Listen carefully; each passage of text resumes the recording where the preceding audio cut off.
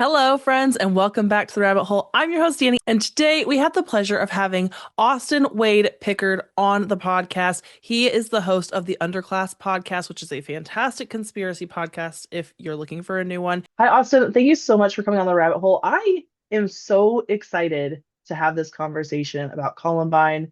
Listening to your episode, actually, I know we were going to talk about like the Aurora shooting as well, but I don't know if we're going to have time. That is the nature of most of my solo projects, honestly. It feels like I don't know, at a certain point by the end of it, I could basically spend 6 hours straight talking about almost every one of these subjects and I appreciate that, I guess, but at the same time it feels very overwhelming.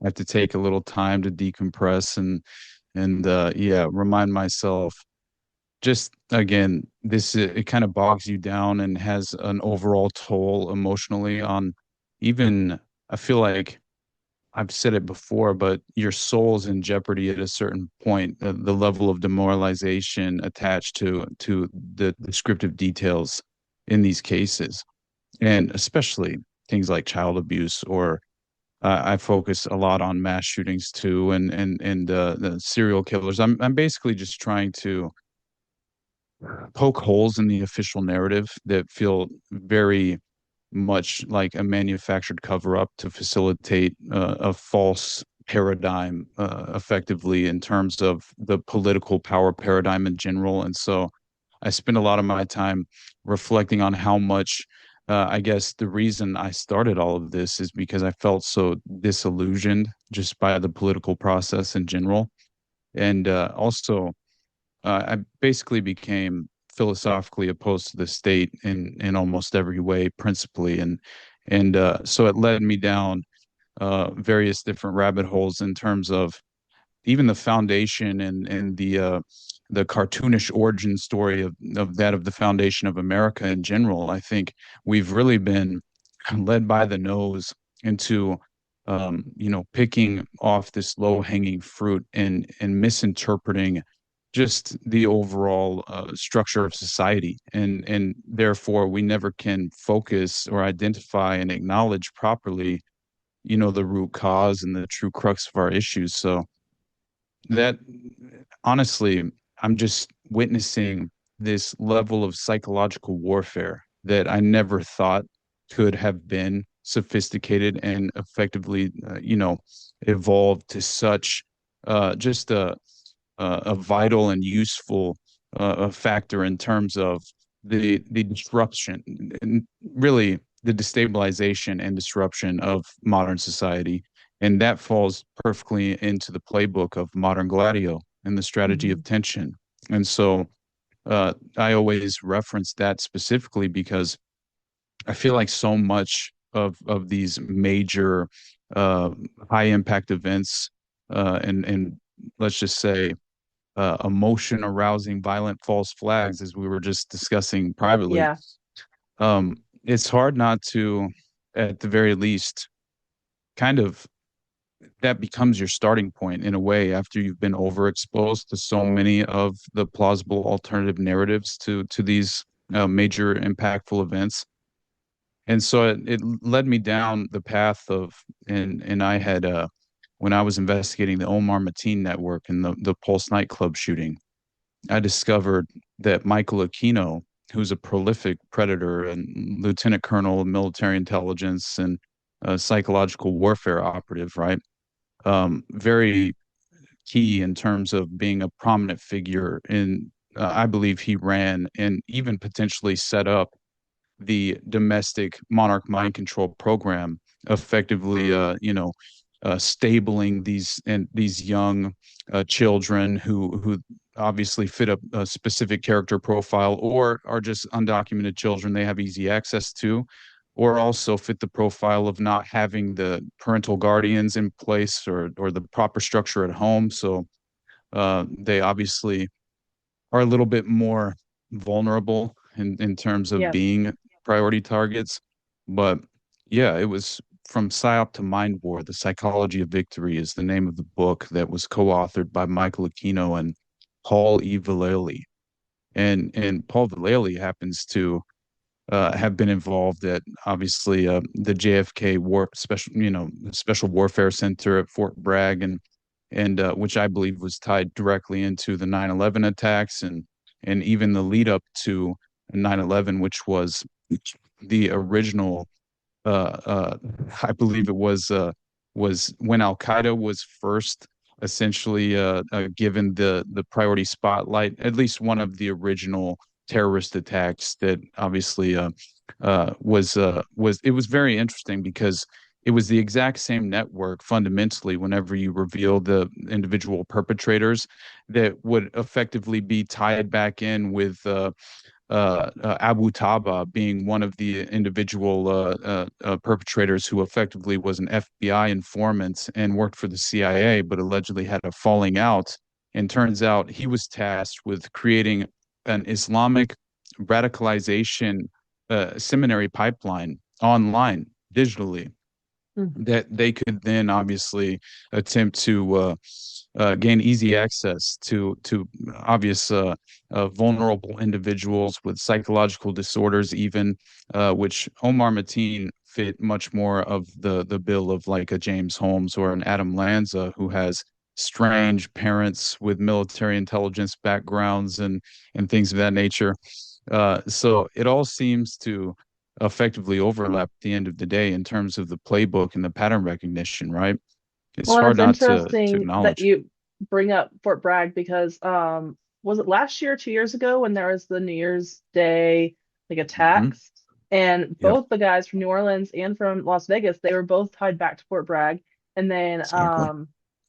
uh why am I blanking on his name right now? Timothy McVeigh. Which one? Yeah, Goodness. Tim McVeigh. Yeah, he was Exactly. tied back to Fort Bragg as well. And you see that strange picture from the new latest document dump and Epstein files photo dump or whatever you want to call it. The false transparency, I guess. Yeah. We get a brief, I think it was a photo of the dental chair, this strange room in Epstein's one of Epstein's properties. And there are all these uh very interesting masks on the walls, right? That reminded me of the Eyes Wide Shut party, clearly in Stanley Kubrick's film. It's hard not to see similarities there, and then also I think of the Finders cult because basically Yes. a I've lot tied of the so much to victims. that. Sorry. Mhm. No, it really is, I think, the best example, and really it was the case that sent me reeling into this, just finally acknowledging that there is a very well entrenched and well established pedophile underworld, unfortunately propped up by the intelligence apparatus. And I think not understanding that the black market is so valuable in terms of lining the pockets of the black budget operations, and beyond that, clearly it's major money laundering is one component, but if you're just considering the enterprise as a whole, I mean, this is honestly, it turns into an umbrella enterprise that effectively involves mind control, mass shootings, MK Ultra drug running, you have the human trafficking, pedophilia aspect of it, and then obviously you have child pornography that is usually utilized in this context as well. But this is all targeted assassinations, blackmail, human compromise, satanic ritual abuse. Like every single aspect of it seems to at least expose itself or become overwhelmingly revealed and exposed throughout the context of the sinister details whenever you look into the witness accounts or the court testimony and or court documents that never seem to gain the proper spotlight in the mainstream media or ever be properly introduced or even promoted whatsoever for just the general public to gain some sort of legitimate understanding and be able to rely upon their critical thinking skills, which obviously have been conditioned out of them. And another reason why, not only, I mean, I think I wrote this down whenever I was covering Columbine, because this is the first thought that I had was public school is the equivalent of voluntarily placing your child in state custody. right? Yep. And that's just my personal opinion. I had a, I had a very, I'm very blessed, I would say, just because I feel like I had uh, great instincts, and in terms of rejecting authority from a very early age. I think that that led me down some very difficult paths in terms of my early life, but um, at the end of the day, I very much appreciate just that strange inherent objection that I had, and because it did ultimately lead me to this point. And so I didn't have the best or easiest time, I would say, in going through public school, and I seem to buck the trend or the system in general, and yeah, I'm very grateful for that specifically, and I thank my parents for that as well, because as I think their intentions were always beautiful because they were great people ethically, but the naivete is there, and that's just a product of propaganda and ideological subversion and the two-party paradigm that really leaks into every aspect of your ability to conceptualize or have a philosophical perspective worthwhile on any given subject. So Mhm. it's interesting to see, and that's why I try and gauge intent more than anything, right? In terms of gauging the character of an individual, and if they mean well and have just been deceived overwhelmingly to embracing these bad ideas, and typically falling into the trap of defending against anyone who criticizes these political puppets who clearly do not have their best interest at heart, Right. and they will even destroy relationships within the family unit and the family dynamic in order to run that strange psychological defense mechanism that they cannot seem to reject. But I yeah, think they're trying it's to. I think they're trying to destroy the nuclear family. Like that's the point. absolutely, And yeah, what's interesting is like when we were going to school, public school was like it seemed like the only option or private school, but like homeschooling wasn't even really like an option. People thought it was weird. Now, thank God for COVID, like so many people have turned to homeschooling that it's like this exactly. whole movement and people are waking up to like how corrupt the public school system is and how it is really just like them indoctrinating your kids and also the government taking custody. Exactly. Yeah. And so I like to always kind of at least reference the Phoenix program and Michael Aquino's concept of the mind war as far as the PSYOP doctrine that they wanted to manifest and implement on upon the general public, as far as just the consequential nature of these events and how they're leveraged against us. So I think they spent so much time and so many significant resources in terms of studying mind control for generations at this point. And following the church committee hearings, everybody feigns this false sense of accountability as if we were offered a true window of transparency into the actual That's behavioral funny. modification. Yeah, it's just laughable. It really is. At face value, you should be able to easily dismiss that. But as I said before, it takes the overexposure for you to even begin to redefine your perspective in a way, and Hmm. yeah, just so I think it's interesting to just see the level of influence that it still has this very day. And I believe that Frank Church during the church committee hearings was sexually blackmailed through an operation set up by Alan Dulles. And Oh it's yeah. Oh legitimately documented, man. Yeah. yeah. 100%. There was a sinister sub project because obviously there's at least 149 sub projects of MK Ultra that we're aware of. Hmm. And beyond the thousands of incriminating documents destroyed by Richard Helms, who was the director of the CIA at that time, and he was tasked with that exact Right. right Get rid of in it. terms Yeah. of yeah, destroy all the most incriminating documents that would effectively expose our methods. That's how I view it, and I think the first order of business would have been to destroy all of the sexual blackmail files, or at least strategic methods that you've utilized throughout these operations I and disagree with you evolving the there. techniques. I don't Hmm. think they destroyed them. I don't either. That's I think they well, as far as the strategically documents. misplaced them. Yeah, now you're probably right. You're probably right. Because They're in you wouldn't get some rid of art. such valuable information, like blackmail on That's all these true. people. No, you're not getting rid of that. Exactly.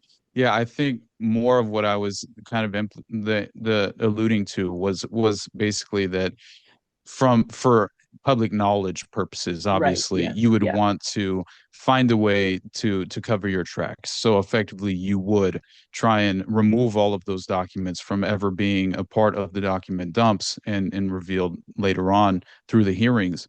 And so yeah, I would imagine they're probably in some underground subterranean bunker at Alan Dulles' property or something. But That guy is yeah. such a creep. I have not done an episode on him, but Mhm. like I keep finding things that like keep leading back to Alan Dulles, and I'm like, Man, this guy, man. it's fascinating. It really is. And what's crazy is that this came through two victims specifically who went on the record in the 1950s, and this was through the artichoke documents that we actually found some evidence. But there was a sinister sub-project allegedly that was basically created under Alan Dulles, and what he was attempting to do is essentially he was trying to utilize a human honeypot operation, but utilizing child prostitutes, obviously. So this is Hmm. what made it unprecedented, allegedly, is that systematically they had not yet attempted to basically uh, promote this within in terms of internally within the agency itself as an effective and plausible operational solution of some kind that we could activate at any given moment, considering the circumstances. And so, yeah, just realizing that one of the individuals was named Claudia Mullen, I believe was her name, and the I think the other girl, her name was Carol Rutz, I think. And so yeah, I'm almost positive those are the two girls. I know Claudia Mullen for sure, but I think it's Carol Rutz is the other girl's name because the CIA had allegedly arranged for Carol to be apparent. This is so strange because they were effectively blackmailing her grandfather, who basically was a producer of child pornography at the time, along with one of her uncles, apparently.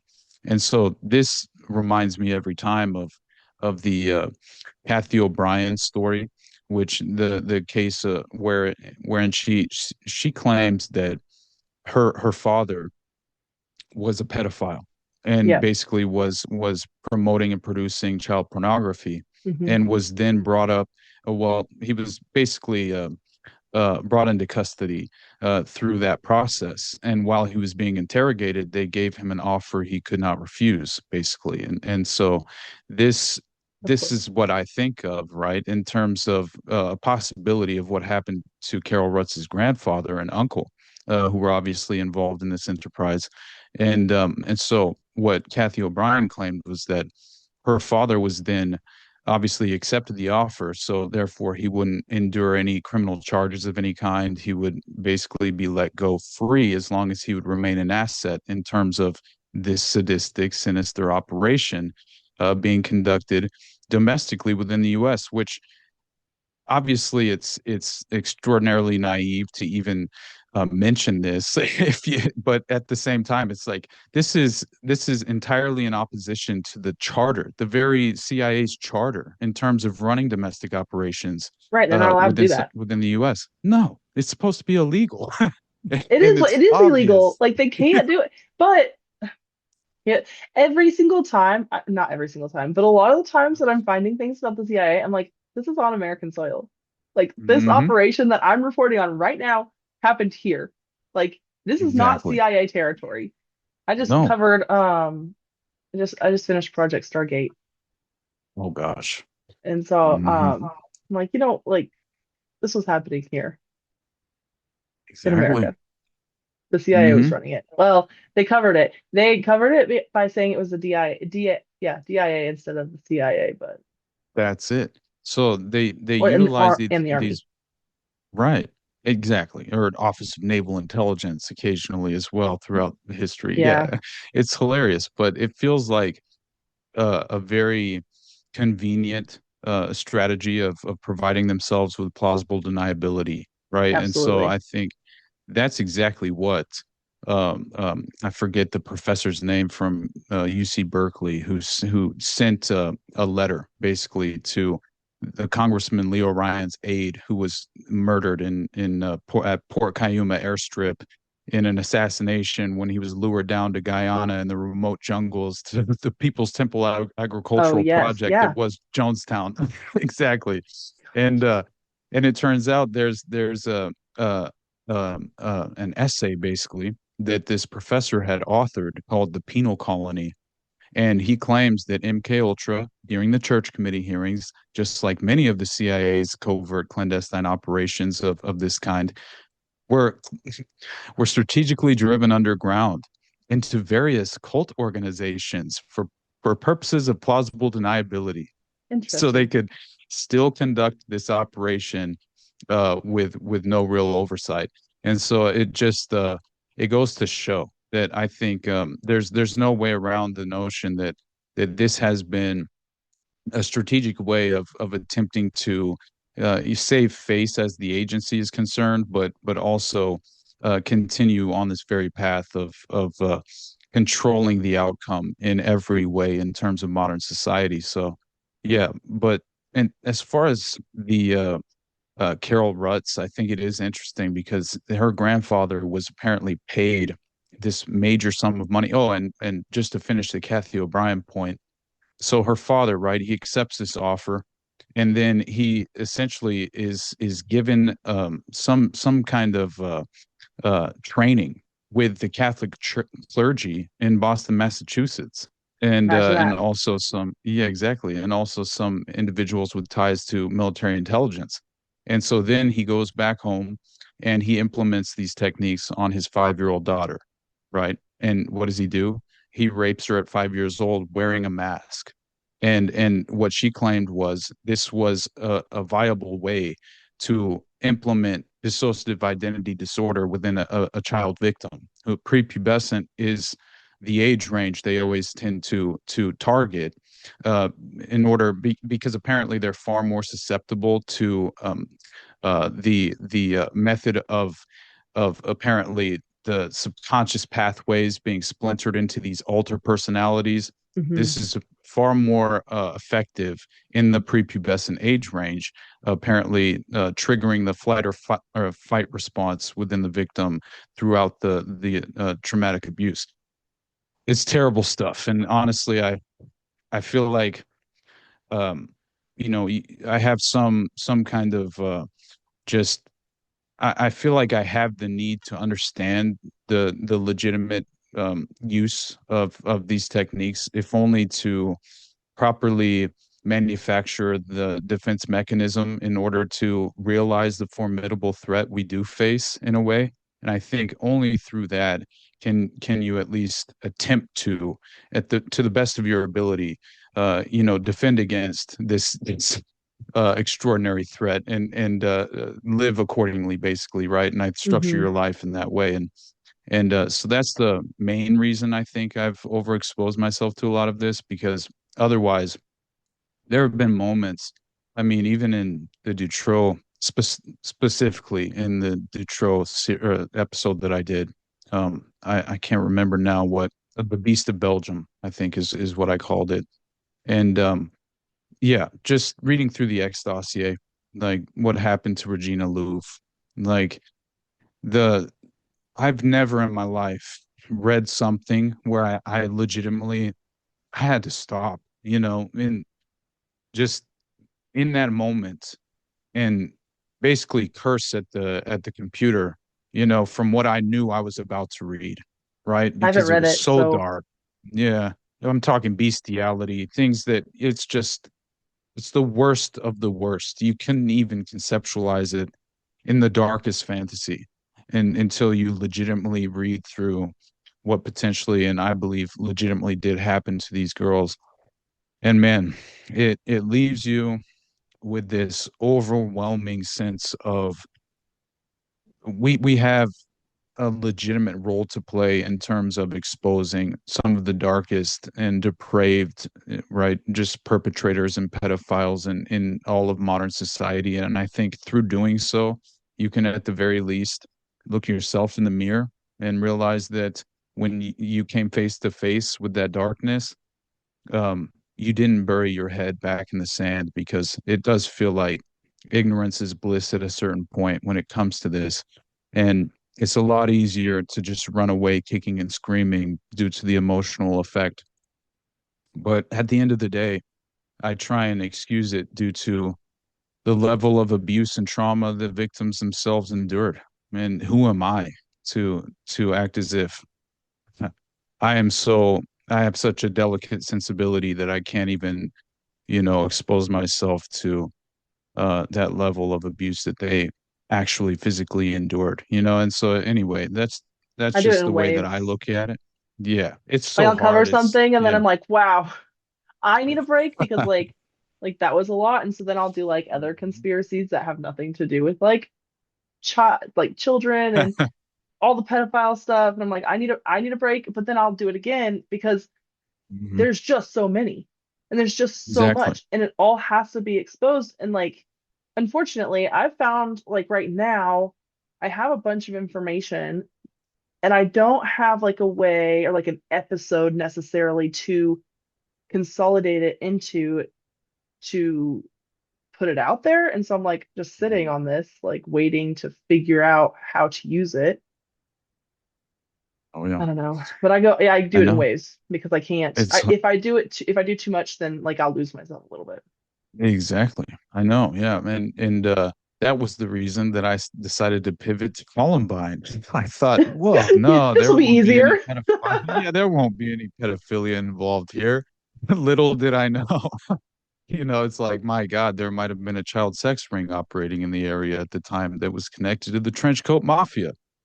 So just but yeah, anyway, I might as well finish this last point on Carol Rutz, because it Yeah, does at yeah, least uh kind of help provide again a very detailed uh, just opportunistic window into how these individuals utilize this strategy, and again, human honeypots utilizing child prostitutes as early as the late 1940s, which that makes a lot of sense of just understanding the level of what was learned from Nazi Germany in terms of mind control, and also I think that's really the origin story of how Monarch was invented, Monarch mind control, and the yeah. Monarch boys.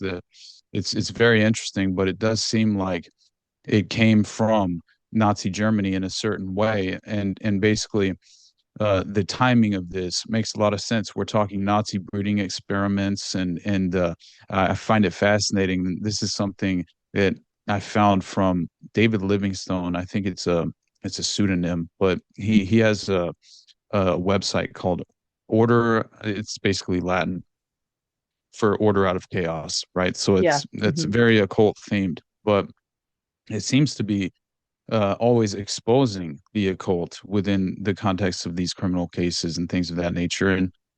And he has an entire investigative article about Discordianism, right? And Carrie Thornley. And this is interesting because Carrie Thornley was allegedly an impersonator of Oswald in Louisiana during leading up to the JFK assassination. And this is according to Jim Garrison, who's investigating the case, obviously at the time, and yeah, he claims that he was a product of a Nazi breeding experiment with apparently Lee Harvey Oswald, right?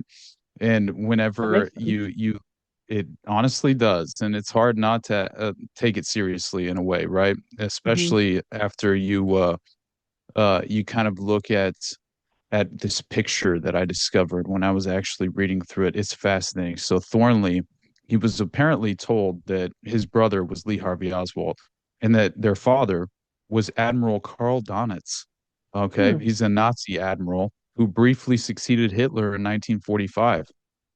So Thornley became convinced that he and Lee Harvey Oswald were products of MK Ultra to create a quote Manchurian candidate, and that one of his handlers, two mysterious middle-aged men named Gary Kirstein and Slim Brooks, Thornley later even claimed to believe that Kirstein had in reality been senior CIA officer and future Watergate burglar E. Howard Hunt. Okay, so just understanding that E. Howard Hunt was working for the Mullen and Company at that time, which was a CIA cutout for plausible deniability for Yep. his third retirement from the agency. Hilarious. Right. And following the JFK assassination, when he had no alibi for where he was at, because clearly he was in Dallas that day, and Right. everyone who was effectively a part of it seems to implicate him as running point, as being the point man on the ground in Dallas, And and they're that like, oh, he he wasn't was there. right, and he actually used his family as an alibi. And his wife was a long-standing member of Dorothy Hunt was a member of military intelligence as well, and had even become a pay mistress during the Watergate scandal, and was effectively yeah, basically trying to get really trying to squeeze as much money out of the Nixon administration at the time as possible. It was Naturally. very interesting. Yeah, exactly. And what does E. Howard Hunt do right after Dallas? He goes home and he visits a plastic surgeon and he gets his ears pinned back because he allegedly had very identifiable ears that were unique. And so He's he like, was yeah, we worried gotta do something about this. he thought he would be identified by some of the witnesses on the ground that day, who most of which met a very untimely demise following the JFK Imagine that. assassination. Yeah.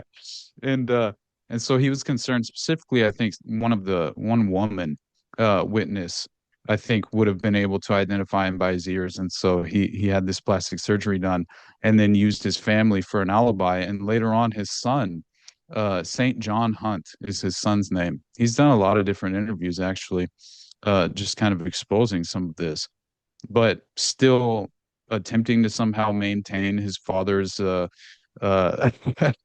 just reputation, I guess, as I don't know. It's very strange.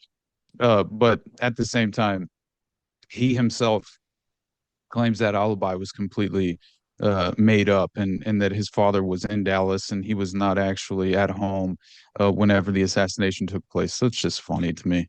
The whole But thing, he yeah. was, And they're not even yeah, really and good at covering this stuff up.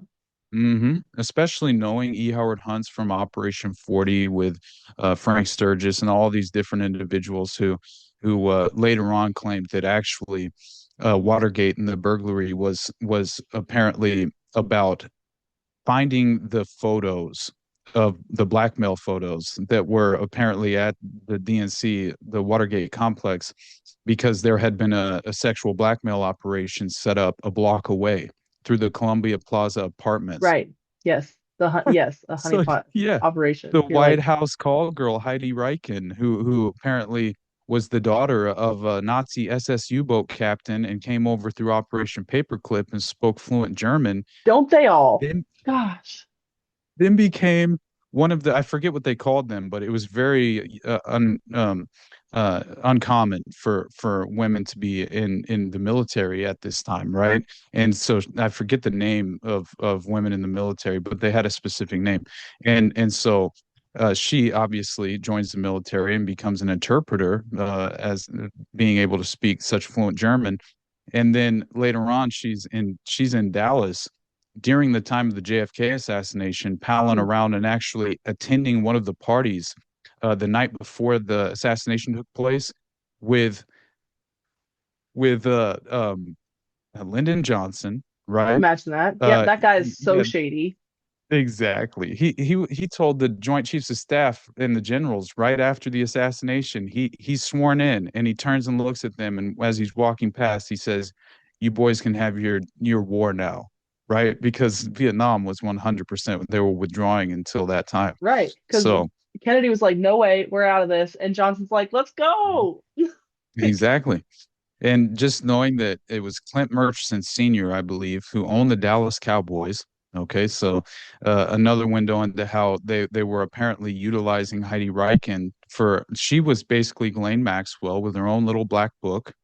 and she had sexual blackmail assets that she had compromised in this book, and they were very prominent. We're talking, politicians of high prominence, and then you have businessmen, you have apparently high-level professional athletes as well, which I found interesting, and I forget the names of them at the time, but they Which is they what were they've done. That's the same playbook they use at like over and over and over. And so like exactly. that's Ghislaine Maxwell. You mentioned her, but like the original Ghislaine Maxwell, but there's probably somebody before her too. Like they Oh, just keep doing this absolutely. over and over and over. That way they can keep control over people. I know, and I think it goes back even farther than the 18th century Hellfire clubs. But I know that was a major resource for this strategy being, implemented and very well established as a fundamental playbook moving forward.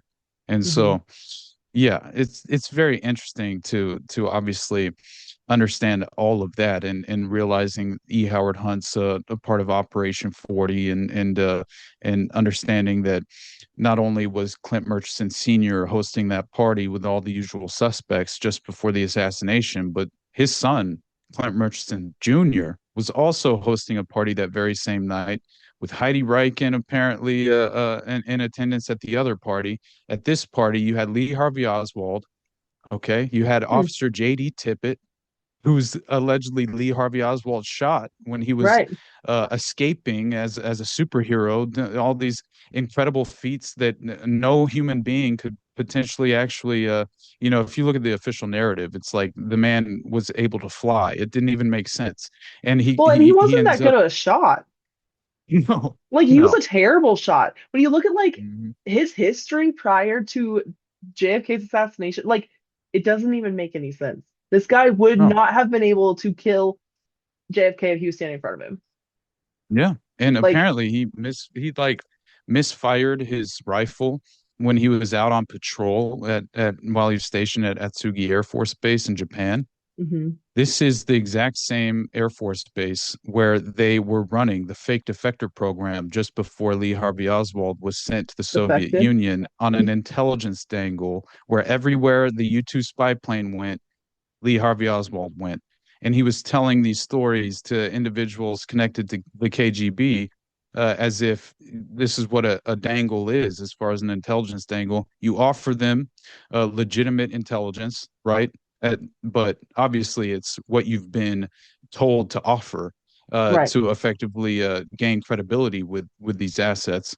And then by the end of it, every single person who he came into contact with said that guy is an intelligence operative. Like every single way it was, Because he and was then it terrible was at a it. military, yeah, and a military intelligence plane actually flew him home. He didn't go through customs, nothing, right? And nobody ever acknowledges that, which is fascinating. I think Lisa Peace maybe was the individual who mentioned this, the author of A Lie Too Big to Fail on the RFK assassination. And Hmm. she still claims that Sirhan was firing blanks in the Ambassador Hotel that night in the pantry as a measure of a distractionary measure, let's say, in order for Thane Eugene Cesar to get off the real shots point blank range just behind RFK as he pulls him back down on top of him. And then he gets rid of the weapon that he used in that hit as well.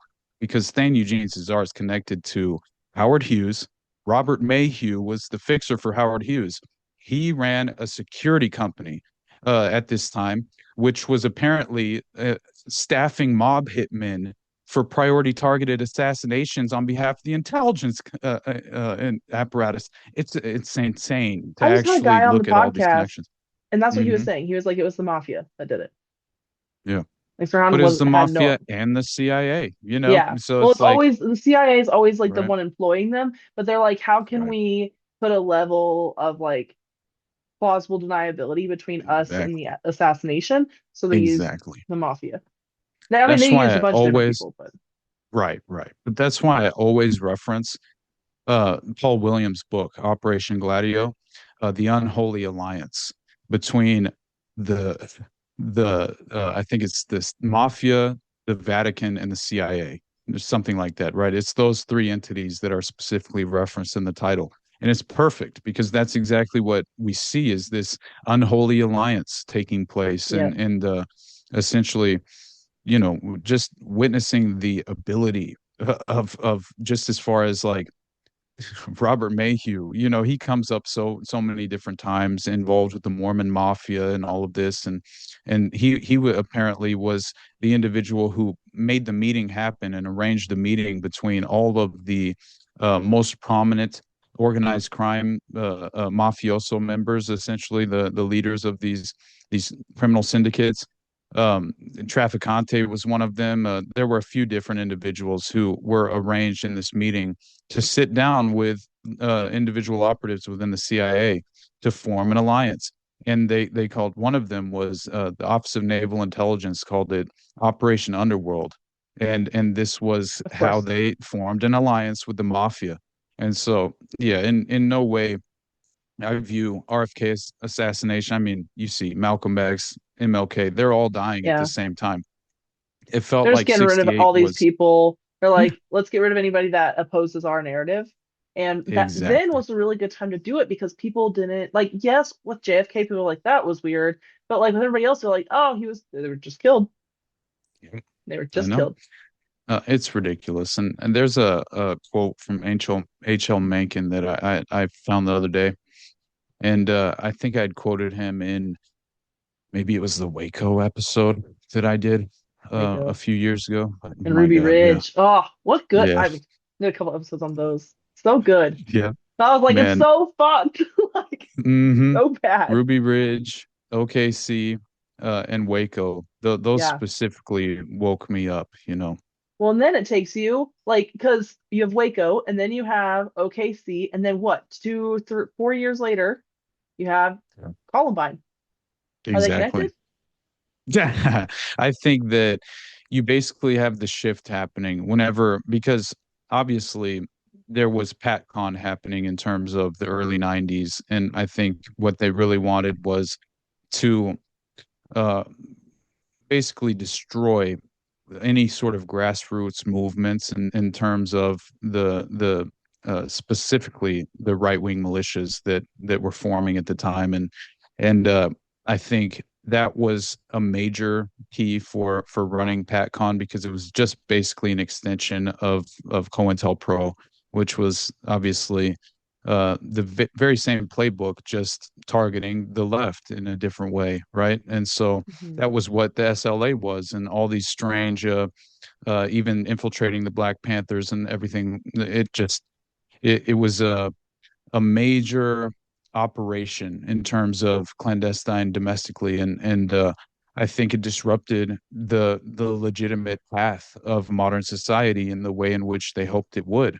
And H.L. Mencken said this, and it reminded me of we were just talking about Peter Thiel and Epstein, and even Peter Thiel's father, Klaus Thiel, is like a chemical engineer from Nazi Germany. His mother is apparently of Polish descent.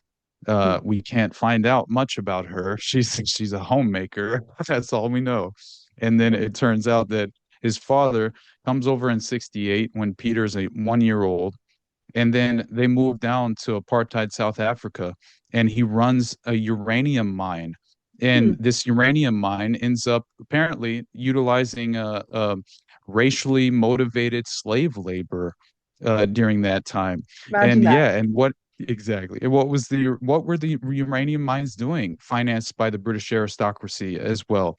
It turns out this is the same apparently it was the same enterprise and operation in terms of the mining operation that was happening that helped with Hitler's regime at the time as well. But then when Klaus Thiel took over, they're apparently providing the uranium for the nuclear weapons program for apartheid South Africa, but also applying the uranium or supplying the uranium for the nuclear weapons programs for all these other various countries as well, which are living under these dictatorships and things of that nature.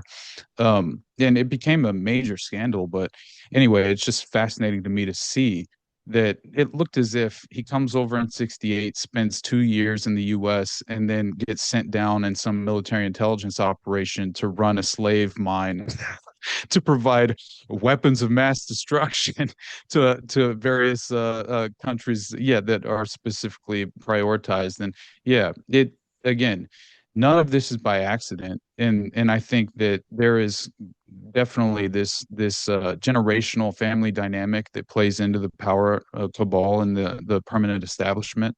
So Well, I I mean, we've felt seen that like, with lots of the major families where they're like even the Rothschilds for a long time, they were just marrying each other, like the cousins, because they're like, let's yeah, keep it in the family. And now they exactly. kind of marry outside the family, but still, like, there's some weird marriages there. Oh yeah, absolutely. I was reading The World Order, Our Secret Rulers by Eustace Mullins the other day, and just kind of reading back up on it, because such an interesting book, man. But I'm telling you, in chapter two, it's fascinating because it's titled The Rothschilds. And it's Meyer Rothschild is a quote that starts the chapter, and it says, "Let me but issue and control a nation's money, and I care not who writes its laws." Right. Right. And it just goes into how essentially the modern world's financial system, an updating of the Babylonian monetary system of taxes and money creation, was perfected in Frankfurt on Main in the province of Hesse. And it talks about the Rothschilds' involvement of all of that. And I'm telling you, it's I would encourage everyone to go out and get a copy of that because it's not even a long book, and it's not very expensive either. But you pair that with the Committee of 300 by Dr. Coleman, I believe it's his name, John Coleman, I think. I can't remember now, but yeah, then you see the Mont Pelerin Society and the Cini Foundation and all of these, even the Pilgrim Society and the Anglo-American Establishment, the Society of the Cincinnati, all of these are fraternal organizations of powerful influence that have more than anyone could understand, paved the way for this dystopian landscape. And if it weren't for these policy steering organizations that have no directional oversight and legitimately are unelected bureaucrats, man, I mean, this is the Because they're bureaucratic nightmare. non-governmental. And so it's like all these, I mean, I'm covering or I was working on the 1001 Club, which is this like Oh, yeah. non-governmental organization that is allegedly just to give funds to the World Wildlife Fund, which Hmm. you're like, when you look at the people that are in this club, the 1001 Club, you're like, what? Yeah. There's no way they just got together, these people specifically, and decided to give money to conservation. Like, that is Hmm. wild. And so, but there's so Exactly. many, like the Bilderberg Hmm. Group and the Trilateral Commission. You got all these Yep. different things where you're like, there's no way that you guys are just like a think tank committee. What are you thinking about? Exactly. What is Exactly. what is the thought? And that's what I think whenever I covered the Committee of 300, I mean, he went into the Council on Foreign Relations, the Royal Institute of International Affairs, how Chatham House basically chose our presidents for generations. He even tells the story of how he was an intelligence operative and he gained insight by reading through these documents, right? And it's very interesting because he essentially goes over how he viewed these top secret classified documents, which were unusually explicit. And this was during his time as a political science officer in the field in Angola, West Africa. So Hmm, again, Angola, back in the, uh, yeah. very much a CIA black op, which by the way, looms large behind that of apartheid South Africa and what was happening there with during the time of Peter Thiel's little German enclave where they're only speaking fluent German, and somebody even claimed that when they went there, they were greeted. There's many different articles claiming they were greeted casually with a Heil Hitler, Oh, with a casually. yeah, Sig Heil, and it's just like, oh my You're God, like, what? that's a yeah. I just thought Colonia Dignidad instantly, and what happened following World War II and just the aftermath post-war, how the Nazi draft took place, and all these Nazi safe havens and enclaves were essentially set up geographically all throughout the world. One of which was in Chile through Operation Condor, and they were running Colonia Dignidad, which was they had crazy border fences with razor wire on the top. They basically had a subterranean bunker system as well, which Paul Schaefer was a prolific pedophile who was a member of the SS He fled Germany post-war, went to Chile, set up this Colonia Dignidad, and then essentially had an airstrip, was flying in. Apparently, they claimed that Mengele himself flew in and stayed there for a time, and there were all these rumors that Hitler I believe even it. spent time there.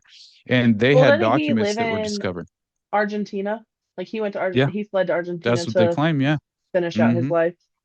Exactly. Like, no, he killed And himself in a bunker. I'm like, that's I convenient. know. Uh-huh. Yeah, sure. The bastard child of a Rothschild or something, so of Right. course, when they're all looking for the Ubermensch, well, they're clearly like Austrian Jews, and it's like, what are you guys doing, man? The Aryan God King, but yeah, it's very strange. I mean, the what was that, the spear of Longinus or something like that as well, which is allegedly the spear that pierced Christ's side on the mount, uh, Yeah. uh, Golgotha, I guess, whenever he was crucified, and it's supposed to provide it's the spear of destiny, right? and Yep. and uh and they went all the way to Antarctica in search of this spear. And it's just fascinating to me how much the occult is legitimately involved in the Tool Society, and not, the inner circle of Hitler specifically. I mean, Rudolf Hess, I mean, he's in a war as a warlock with Aleister Crowley. Like, what are we talking about? He's like wearing this wizard's cloak with all these ancient runes on it, and claims he's casting occult spells on Aleister Crowley from Germany. And then he boards a single engine Cessna and flies to the UK to have this alleged conflict. And then Yes. he gets his plane shot down, and he gets brought into custody, and they put him in prison as a military prisoner. And yeah, it's just the strangest story of all time. But that was one of the right hand men for Adolf Hitler. Again, it's just too much, right? Whenever you see what really happened in terms of who financed both sides of the war and things of that nature. I mean, even Prescott Bush, obviously being deeply involved, but yeah, it was the Bolshevism, Rosicrucians, right? You have uh, uh, basically all these various spin-offs of these same secret societies, obviously, are a part of this. But you have the Venetian Black Nobility, the Fabianist Society. Yeah, I think that understanding, right, that the vast majority of all of written and recorded history has been manufactured by the state in order to legitimately facilitate this same structured dystopian outcome.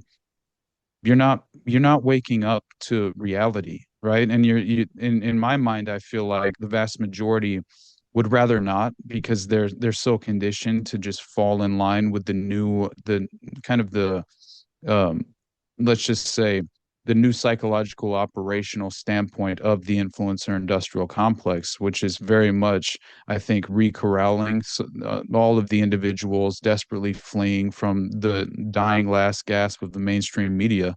Yeah. And they're being recorralled into these new camps of ideological subversion that still helps facilitate the current goals of the permanent establishment. So Yeah. um, you're just a part of the problem once more, and you're more than likely prioritizing things that really ultimately don't even matter in terms of the overwhelming outcome of what we're facing. And so we It's find ourselves distraction. arguing, yeah, exactly, a distractionary measure to really, I think, escalate the culture war and ratchet up these tensions in order for us to waste all of our time arguing over nonsensical details that don't ultimately matter, and it's like, if we can't agree on gender, then what are we what hope do we have in terms of coming to some common place as far We as can't agree on our anything. interpretation? Like they've I done know. so well at dividing us so drastically that people can't agree on anything. And No. people refuse to disagree calmly. Hmm. You know what I'm saying? Like Absolutely. we used to be able to have conversations where you're like, I don't agree with you because of X, Y, and Z. And Yep. now we can't even have those conversations. Actually, Nope. I was just talking to somebody and I was like, yeah, like I feel like in the conspiracy world, we're good at that because we live in this world where like everything's gray and nothing's like fully black or white, that we are Mm, really good at having the conversation where you're like, I don't agree with you. Like, and let me tell you why. And then you can come back and be like, yeah, well, that's cool. I don't agree with that. But exactly. we can each change our perspective just a little bit or gain like a bigger picture now because we have the different expect like perspectives. But like in the world, we're not good at doing that. No, no, I've learned to. It's kind of hilarious. I saw some new apparent character profile of a personality type called an autrovert, something like that, and it basically it's outside of the standard of extrovert introvert, and essentially it applies to someone who thrives in social situations but only under the circumstances where they can control their environment in terms of the people who are involved in that. It's interesting because I felt like it applied a little bit too directly to me in terms of needing time to decompress after those social interactions and have my alone time to reflect on my own ideas and overanalyze every single thing that I said, right? And how I Yes. missed the boat and missed my opportunity. And oh my God, I said it the wrong way. I meant to present that information in this specific manner, and Yeah. so And then I I came off definitely, looking like this when I wanted to look. oh Yeah. man, very Yeah. self-defeating when it comes to that. At times, it becomes a little bit too much of a character defect, but also it's great because it helps me, I think, grow and learn from my mistakes. But yeah, I don't know. I'm over overall, I think I focus too much on controlling the outcome, and it's a problem. And so it's something that I have to just let go of, and basically um, manifest the serenity prayer in a way is what I utilize because it's just about it. Give me the courage to accept it, or no, God, grant me the serenity to accept the things I cannot change, the courage to change the things that I can, and the wisdom to know the difference. And it's like that is a good thing to at least use as a mantra. But yeah, I don't know. It's something that just what was I just talking about before that? I'm sorry, I totally Oh, lost my like train of thought. there's a new personality Oh type yeah, or yeah, something. the personality type. Yeah. Thank you. This this is my plight. I suffer on a daily basis. No, I'm a schizo bros assemble. That's the whole reason we do already did. But honestly, it's just because it's become a product of all of the overlapping, examples that we can point to, but yeah, it's something really triggered in my mind in terms of that applying specifically to me in a way because I've realized I don't have these conversations, intellectual conversations, or even objectively attempting to. I don't know. I do push the envelope occasionally, but I've learned when and where to have those conversations, and Yeah. yeah, and I think that most of the time with certain people, if you just want to maintain and continue to cultivate a relationship worthwhile and you love them for who they are, whether you agree on things or not, um, yeah, it's not a war worth fighting, and I think that at the end of the day, you end up in a just worse off in a more disadvantaged or disadvantaged position in a way because you're kind of isolating yourself and walling yourself off to people Mhm. who you should only try to affect those people who aren't open to having those conversations through the way in which you go about your own life and through example hopefully you make an effect in a positive way, but beyond that it's like you know do do the best that you can, but obviously I think we need to consider more than we do, the level of just I think the ultimate consequences that effectively put us in a position where we can't have those relationships that we once could, and that is the disruption and the measures of control that they hope to achieve. And so I kind of try and reject that as often as possible, obviously. But it was that aspect of the personality type, but also just the kind of it matters for me as far as I can't have these conversations with just the random general average person, right? Who Yeah. it's just it's too much, and so I don't even go there, and I attempt to keep things at a very, surface level in a way.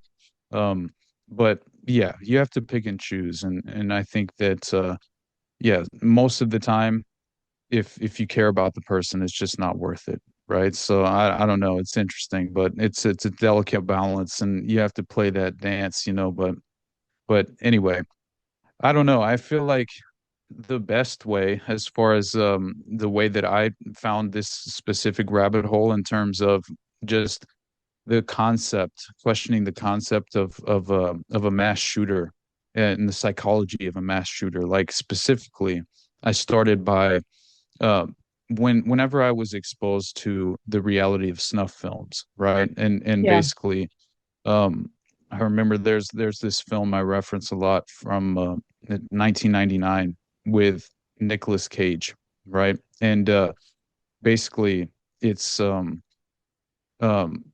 8 millimeter is the name of the film, and essentially, what it's referencing is that the way in which child pornography is distributed is on these undeveloped 8 millimeter film strips.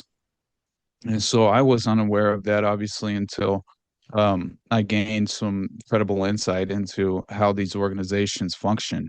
And and yeah, apparently it's illegal, obviously, to open mail and things of that nature. But if you're at the post office or however this film strip's being sent, this is a way to effectively, um, I guess, just conveniently make its way through without being acknowledged as what it is, obviously, by the authorities, is to have it as an undeveloped 8 millimeter film strip. And Right. so Nicolas Cage's character is like a private investigator in the film, and he's hired by this woman who is a widow. She's a new, basically her husband just died, and he was this patriarch of the family, very wealthy, obviously supposed to seemingly represent these very prominent, powerful individuals who obviously are above any real accountability. And so she apparently finds in his private safe after his death this undeveloped 8 millimeter film strip, and then they view this and actually have she had witnessed what was on the strip, and then called this private investigator to come and basically pick up the investigation into this case. And is this 8 millimeter film strip real, right? Was this a real video? Was this woman actually murdered on film? And so he gets to the property. He takes the film strip and he goes and views it for the first time in a private room. And watching his visceral emotional reaction when the moment comes, right, is what all of us, if any of us, have ever gone to the length. And obviously, I'm not saying I've screened a legitimate snuff film, but I am saying I've seen things that I wish I didn't, and that's mainly through the window of these various cases and things of that nature, like a Dutroux, or obviously I think Franklin and the Finders apply as well. But yeah, so that specifically hit home and resonated with me. And then to then see the overall network that kind of comes to light and surfaces throughout the investigation of the film, it really kind of lent, in my opinion, it introduced the concept to the general public in terms of snuff films are legitimately real. This is not a myth, right? The myth of the Mhm. snuff film, which they would like you to imagine, and what has still been basically the official narrative, right, for many years, which is strange. Although you have individuals like Alan Dershowitz, the vanguard and protector of pedophiles himself, who the vanguard of snuff films, by the way. And it was like in the 1970s. he was hosting a Harvard debate where or he was involved debating in this Harvard debate where apparently it was in regard to the legality of screening a snuff film domestically in the US. And his only condition was that he claimed, yes, it should be legal.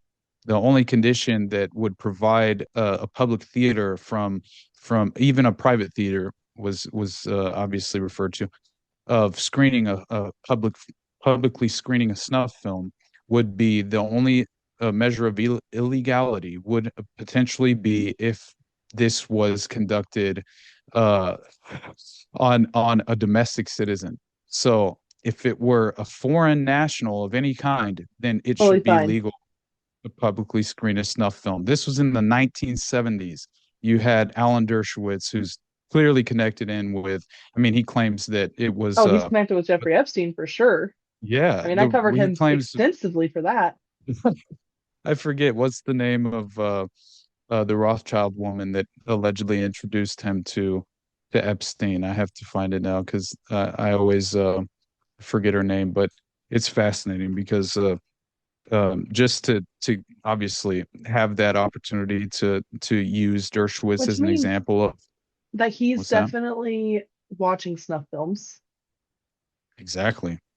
And he's like, yeah, Exactly. we should get together. We should all get together in the theater and watch this film together. Let's hold I hands. Let's know. eat popcorn. Let's boo at the Mhm. bad parts. Let's hang out.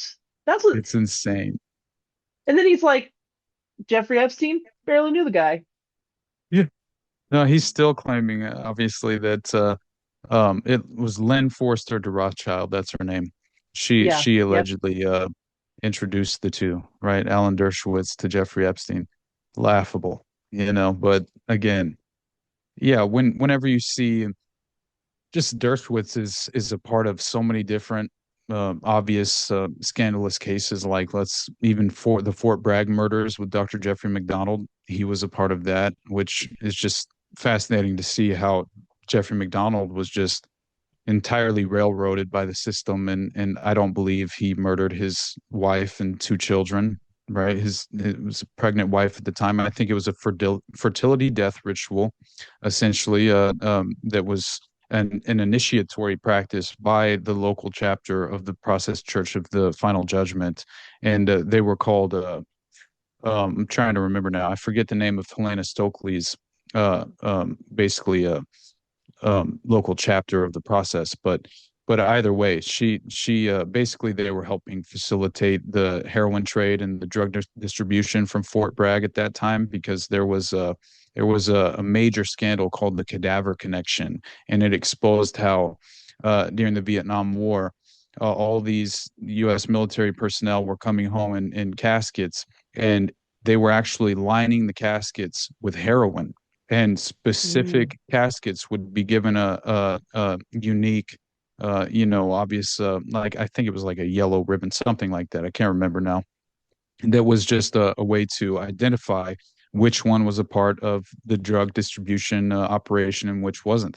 And so they were even not only lining the caskets, but they were emptying out the organs of the dead GIs and shoving plastic bags of heroin in their bodies. Oh my Like God. this is legitimately connected to what was being facilitated at Fort Bragg as far as the drug distribution. And and then that was all connected back into Helena Stokely and this weird cult committing these murders on an actual doctor at Fort Bragg who apparently was considering blowing the whistle on what he viewed to be because apparently the level of heroin overdoses skyrocketed once the operation began. And on base, he was seeing this extraordinary amount of statistical increases in all of these things happening. And I think there was even one specific case where two individuals connected to the network were brought in, one of which had overdosed on heroin, and he had obviously taken this specifically to the local investigators of the forget it was what the name of the local police department was at the time, but either way, it's very interesting because clearly he kind of lays out the example of how basically what he did is he provided the local investigators with a case that legitimately opened up a window into a drug distribution pipeline set up through the military base. And so that really brought I think the world down on Jeffrey McDonald's shoulders because he was willing to blow the whistle in this way. And And then they killed his this family for it.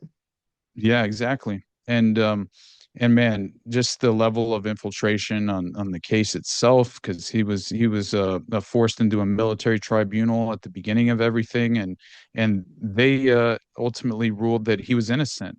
And then they took it up in a private matter and tried to obviously pursue a criminal case. And the same individuals who tried to prosecute him in the military tribunal, who were acting in bad faith, specifically infiltrated the criminal case and got what they desired basically out of the outcome. And that's the it's fascinating with that because you get a window into Iran Contra. Really, it's the same playbook.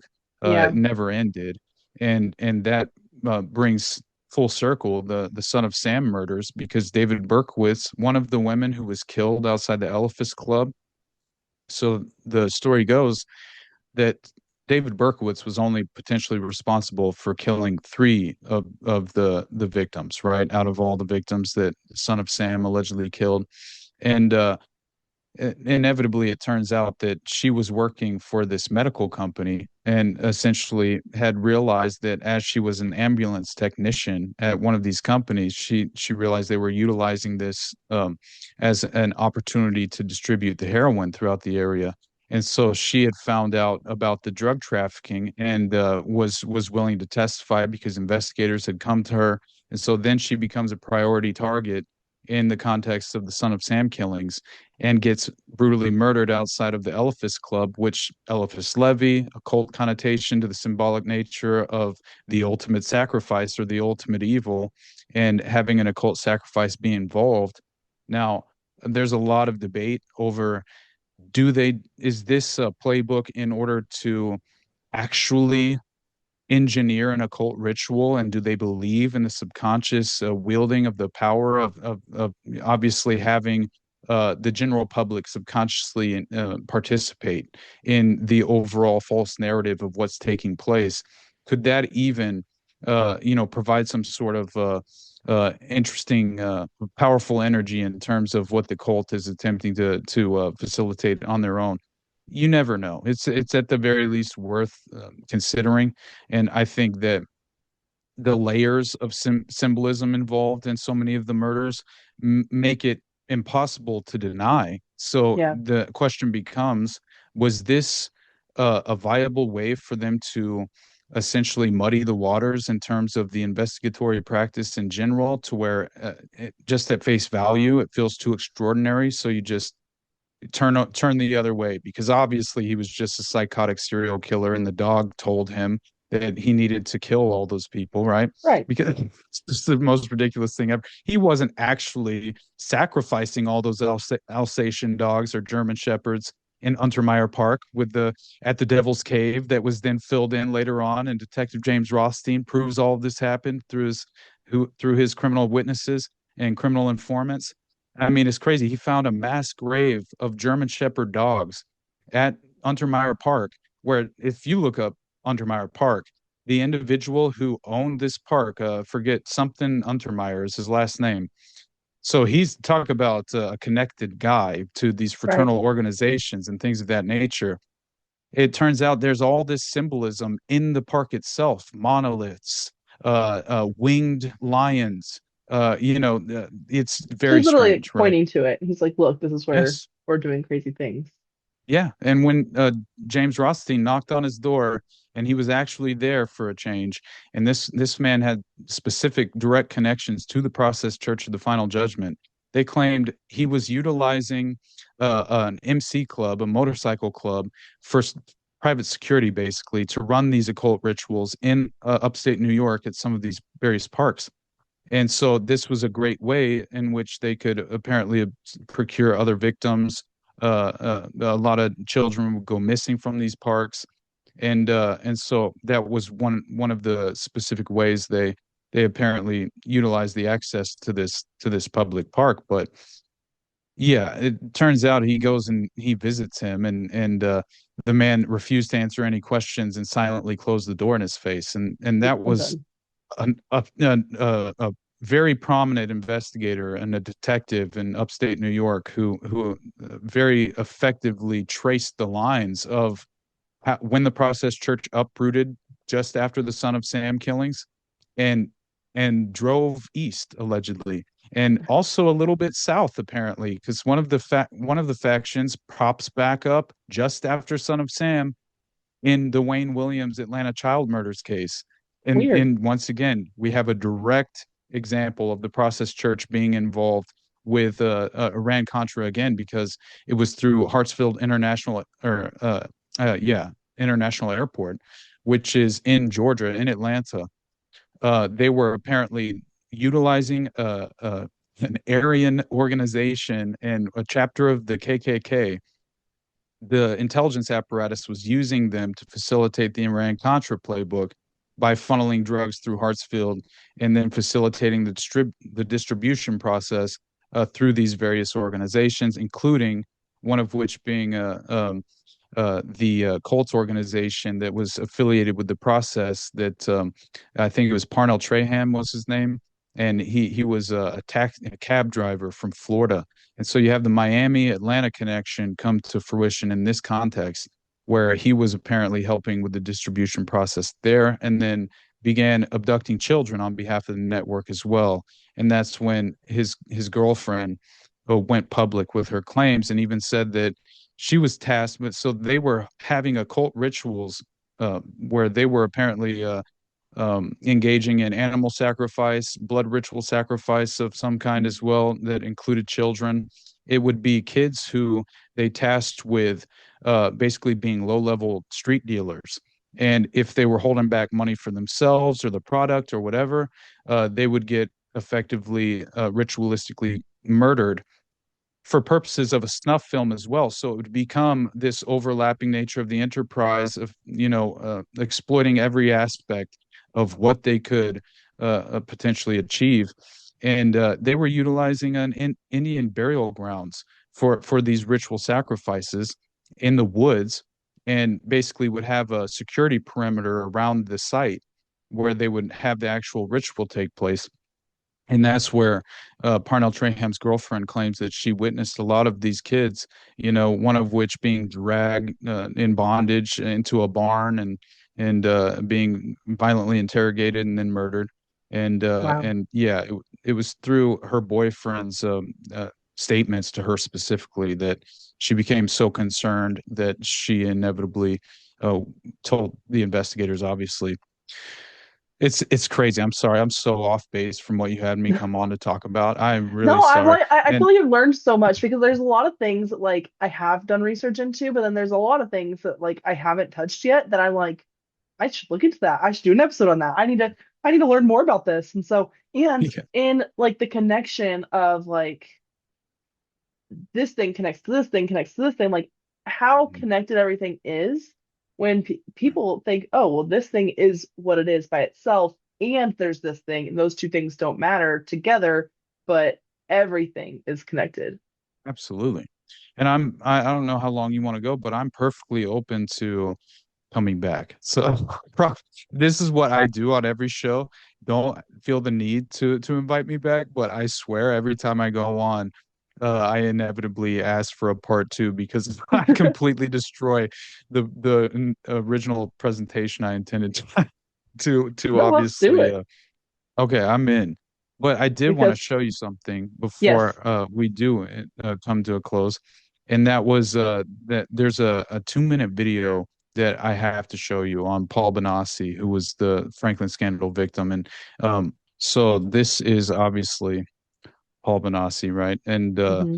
if you I think it's very important just because understanding exactly who he was, right, in terms of like I was just reading through the artichoke documents that I mentioned to you. I'll bring up the Paul Benassi video in just a second. I guess I probably should introduce it for a moment. And basically, I read through this specific 1953 artichoke document, which specifically was titled "Outline of Special H Cases," right? Mm, And it was interesting because through reading it, H obviously means hypnotism, right? Or yeah, yeah, so it's very strange because it says in all of these cases, these subjects have clearly demonstrated that they can pass from a fully awake state to a deep H-controlled state via the telephone, via some very subtle signal that cannot be detected by other persons in the room, and without the other individual being able to note the change. It has been shown that's clearly that wild. physics, I know, right? We're talking 1953. It's just becoming an internal document referenced where they have the capability to trigger a Manchurian from a free will state of mind to an entirely controlled and suggestible Manchurian candidate, right? A programmed asset. And Yeah, that alone is fascinating, this especially is when I was 1953. 1953. And so think of how sophisticated the methods could be at this point, Yeah, obviously. And when whenever we talk James Holmes, we'll have to mention him just in terms of how many individuals involved at Columbine were effectively on the jury in the Aurora case. It's too it's just it's wild. crazy. You would think that It they would be really is. like disqualified from that. You would think, just from the emotional context of kind of the traumatic experience, that alone should disqualify you from being an objective juror in a case that involves a mass shooting. It's Right. just, in my personal opinion, I'm sorry. I mean, I don't, it just seems like it's a conflict of interest at the very least. And Oh, 100%. right. And what I think about all the time in terms of every time I reference this artichoke document is basically the Manchurian Candidate film, which I did an episode with William Ramsey on that film specifically, and my God, it just there's a moment when, and obviously Raymond Shaw is the main character, and there's some strange Oedipus complex he has with Angela Lansbury, which plays the character and role of his mother, and she's a very prominent woman with just politically prominent, obviously, and has a Hmm. lot of leverage over just basically she's implementing a coup d'etat, a violent assassination and revolution of some kind, right? And clearly, it seems like in the context of the plot of the film, it's very much inspired by this Soviet communism kind of context in terms of just the ideological motivating factor, which is interesting. But still, just as far as it's released in 1963, just before the JFK assassination, Mm. and allegedly, the director had gone to JFK specifically and knew him personally and said, "Jack, is it okay if I go forward with this, considering the political environment and the heightened tension with the Soviet Union?" And JFK allegedly gave him the green light and said, "No, it's important to have this obviously out there for public exposure and understanding the legitimate techniques of the intelligence community." And and but by the way, that same director inevitably would have been at a dinner party the night before RFK is assassinated at the Ambassador Hotel, These dinner parties, and man.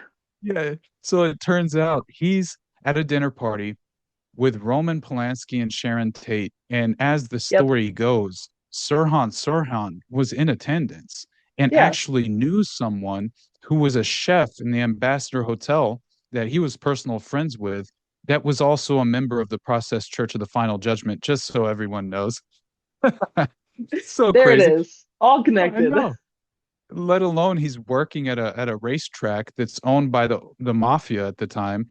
And I think this is where he was essentially provided as an asset and taken to the shooting range and given his conditioning as well. Because if you remember, I think it was what his defense team, I think, is who made the actual claims regarding uh the shooting range as far as targets in his eyes, I think, is what he saw when he was in this hypnotic state. Yeah. And what's interesting is that yeah, it was Lawrence Teeter the defense attorney for Sirhan, who claimed he still believes that Sirhan was operating under MK Ultra mind control techniques when he shot at RFK. Hmm. Both the prosecution and the defense had trained hypnotists put Sirhan in a trance on the record during the trial, which is fascinating to Interesting. watch. There's actual footage of them. The prosecution's absolutely leading the witness in this context. It's so disgusting to watch, Of course there. and they legitimately he's in a hypnotic state, extraordinarily suggestible, and they say, Sirhan, the gun's in your hand now, Sirhan. And they're just walking him through how he and the way that they're actually the language they're using. It's like without a doubt, he the starting point is you committed this targeted assassination and killed RFK for a specific motivated reason based on your Palestinian heritage, even though that didn't really even make sense, honestly. So they're Uh, telling him all this. I haven't actually done an episode on RFK. I just had a guest on to talk about it, but like I really haven't done any research into it. Man, this was the best example of a legitimate asset and a modern Manchurian in a way, as far as it's the greatest example of a Manchurian candidate who I believe to have been a plausible patsy and was not in any way. I don't think he actually even, as I mentioned before, I think he fired blanks in the pantry. And what's most interesting, it feels like Sirhan was even almost conditioned to become some sort of public Villain. perpetrator of some kind, to have been involved in a public scandal, if only uh, referencing back to Time magazine. Okay, so early on, Sirhan's like very young, still a teenager, and Yeah. he happens to be, as far as just a given a prominent spotlight in Time magazine at this very moment in time. And what How? ends up so what happened is they were apparently running an article about skateboarding, okay, and the skateboarding culture in New York City. And so they go down to, I think it was even uh, the the major park, obviously in New York, Central Park is where they actually filmed this, if I remember, and actually took the pictures and everything of these Hmm. kids skating down, basically pushing each other down while sitting on a skateboard, down some interesting path. But it looks like the picture that was taken and provided as the main picture for the article was happened to include Sirhan and another individual who was around his age at the time, who ended up being I forget his nationality at this point, but he was a foreign citizen who had become, I think he had become a U.S. citizen though at that time. But still, either way, their film, their picture is together and they're skating together, and either Sirhan's being pushed or it's vice versa, but I think Sirhan's sitting on the skateboard being pushed, and it turns Yeah. out that other individual happened to be the busboy working at the Ambassador Hmm. Hotel and was the Convenient. first person pictured above the body of RFK, who's struggling in the moments, gasping in his last moments alive. It Wow. happened to be that very same individual who was pictured with Sirhan in the Time magazine, a skateboard issue. And by the way, Time magazine was owned by Henry Luce at this time. Henry Luce was a member of the Pilgrim Society and the Anglo-American establishment, and he also happened to be one of Alan Dulles' best friends, who There he was is. tasked with running Operation Mockingbird domestically in the U.S. It's like, man, there's no way around the fact that was an entirely staged operation, probably Right. for over 10 years. If if you're being honest, you would think, strategically speaking, they would be, at least putting these assets into position and things of that nature. Yeah. But either way, I do think the examples that were given, Sirhan was far too suggestible. It looked as if one of the expert hypnotists who then put him in a trance in in custody when he was in his cell. He actually put him in a trance to gauge how suggestible he was, and the implication being that based on the suggestibility proves how many times in the past Sirhan had been hypnotized and put in this hypnotic trance. And so that was obviously important. But I think it was Sirhan was even considered to have been a victim of the psychic driving technique by Dr. Ewan Cameron, Hmm. who this was a system of mind control that apparently received direct funding through MK Ultra Subproject 68. And Yeah, because this was Cameron the was a prominent figure in MK Ultra. absolutely. Yeah, he was the individual, I believe, tasked with facilitating the Montreal experiments. It was basically exporting MK Ultra to Canada. Yep. And yeah, so they outsource MK Ultra to Canada, where he carries out the Montreal experiments from 57 to 64. So that's between the exact time leading up to the JFK assassination, at the very least. Obviously, RFK is 1968, but still, if between 57 and 64, if the psychic driving technique was utilized on Sirhan, then it's at the very least, I think, plausible enough as being one of the methods they would have relied upon. But yeah, so this is official sources investigating MK Ultra, right? Who Hmm. basically claim that many of Dr. Cameron's patients were at the Allen Memorial Institute of McGill University for common medical problems such as postpartum depression or anxiety disorders, and were then subjected to his driving technique and placed into drug-induced comas for weeks at a time. Just for fun. They're like, Some, oh, well, since you're here. What? I mean, honestly, that's what it looks like happened. And I would imagine your family background, there's got to be a specific character profile that Right. they would They're probably looking for prioritize and something. targeting. Yeah. Yeah. And So so then some this guy, to what? Mhm. he's part of the Franklin scandal, not even part of MK Ultra. Or well, MK Ultra, or not part of RFK's assassination. Right, right. Yeah, exactly.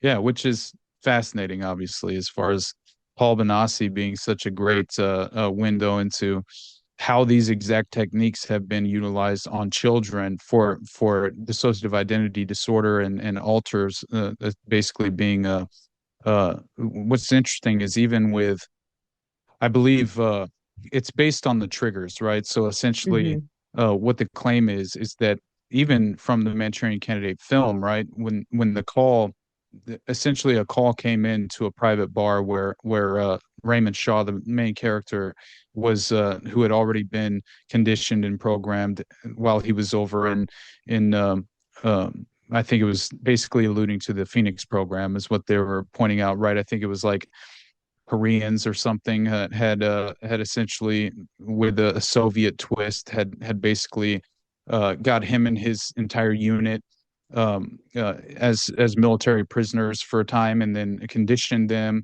in a laboratory, which they all believed they were just in some hotel lobby, like a meeting room where these old women were talking about flowers, right? It was like this flower, I forget exactly what, but yeah, they were all selling flowers, and it was very strange. But It's obviously, strange. that wasn't what they were actually seeing.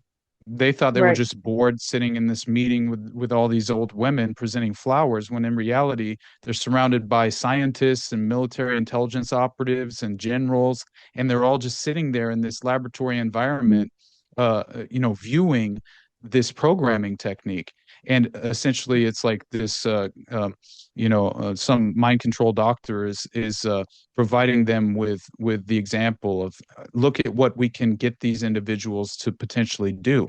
I can create uh, uh, basically a an individual killer with no reference or memory of their crime. And basically what happens is you have Raymond Shaw, you have his character given the trigger in this laboratory setting where he stands up and he turns to his fellow just as far as the individual military member in the unit. I forget his name now, but he's like a younger guy who's clearly probably the least formidable in terms of the military unit that he's in, with Frank Sinatra as well being a character. Yeah. And and he tells him to turn and look at his fellow patriot and just shoot him in the head, right? And so he, I've not without seen this movie, asking any so questions whatsoever, he says, "Yes, sir," and or "Yes, ma'am," because he thinks they're all women, right? And yeah. he turns and he looks at his buddy and even like smiles. They smile at each other, and the guy is programmed. His fellow unit member is also programmed, so he's just staring down the barrel with a full smile, Oh, and the trigger pulls, and Frank Sinatra starts waking up having these nightmares, right? When he gets back to the States. And yeah. it's memories of his programming because he's not being reinforced by his current conditioning. So the claim is there's a shelf life for the Manchurians, and Mm, essentially they will start to wake up to their prior programming after a certain amount of time if it's not further reinforced through this conditioning process, which is another reason why they had to fake a car accident and get Raymond Shaw back into a hospital within the States and a higher floor of some, I forget, it was some basically a cutout for intelligence operations.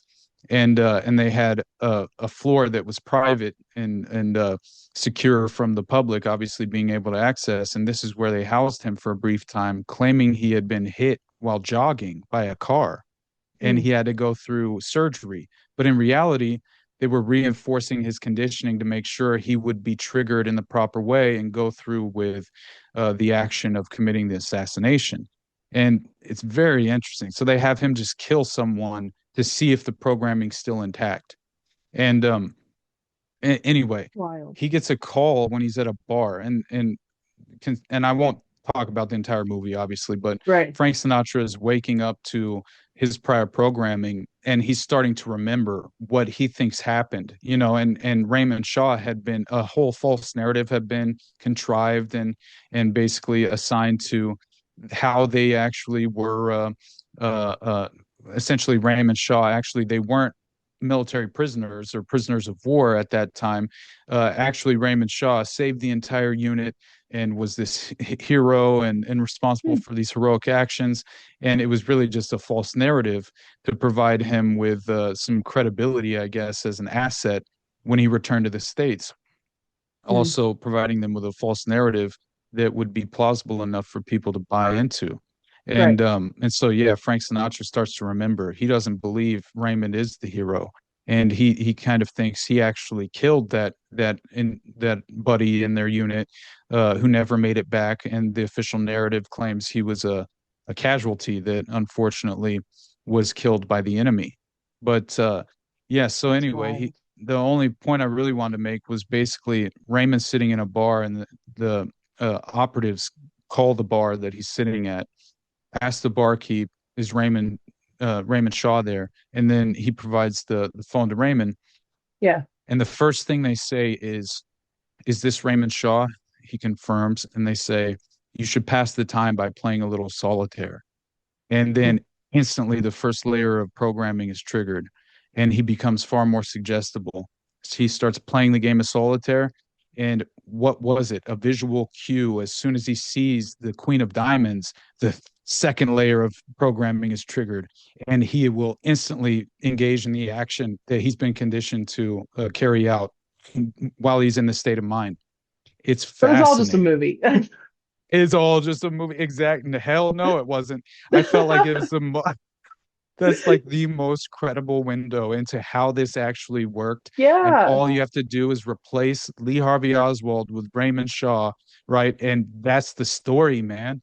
I mean, it's Yes. it's so fascinating. And the fact that they pulled that film from distribution just after the assassination of JFK, and for Of over course it is. 25 years, it wasn't publicly distributed in by the production company, That's because they obviously. didn't want people putting the pieces together. Exactly. I really do believe that's a part of what happened. But as far as Ewan Cameron's technique, some of the reports apparently showed his victims forgetting their parents and even thinking their interrogators were their parents. Wow. And I always thought, wow, the power of mind control is far Right. more sophisticated than we could ever imagine. But yeah, it was Like forgetting your parents. right.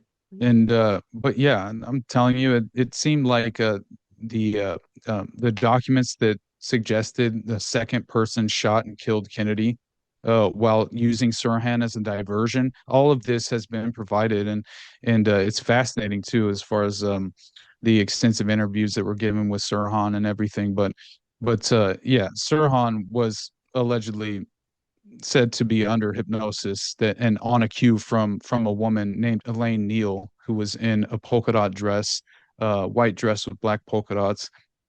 He was given a cue from her, and he then proceeded to go into range mode and Mm. believing that he was firing at a shooting range and seeing circles with targets in front of his eyes. It's all he remembers. Wow. By the way, post-hypnotic suggestion is apparently the most efficient and effective thing relied upon in the Manchurian Candidate program.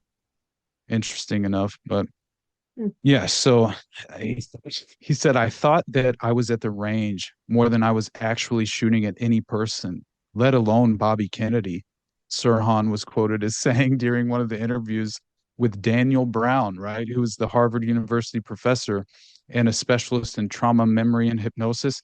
I think I don't know that that can't be the same Dan Brown. It might be, but there's another Dan Brown, if not the same person, who basically ran this experiment, this sociological experiment, where he rented a theater, and he was going to have a hand-picked select few that were willing and voluntarily open to being specifically programmed, and one of the few candidates would be programmed to commit a fake assassination, a mock assassination in the theater, but Whoa. nobody knew when and where it would take place, nothing. And so basically all of them are go through their conditioning, and then they host this event at this theater. Yeah. And all of this was in the context of Dan Brown proving that Sirhan was a Manchurian candidate and under hypnosis while he fired blanks at RFK in the pantry. Fascinating. So turns out this guy, he has no memory whatsoever whenever he's given the trigger phrase during the course of, and it's far more than that. There's this interesting recipe. It's not only that he's given the trigger phrase audibly, but there's specifically a woman in a polka dot dress who is wearing a brand of perfume extraordinarily unique to the conditioning, and then also provides the trigger phrase audibly to the individual while touching them slightly on the back of the neck, behind the ear, and whispering the trigger phrase in the ear of the Manchurian. And so She's got that all the instantly, senses. yeah, your sensory basically your sensory input is overloaded, Hmm. and that instantly sends you into this psychologically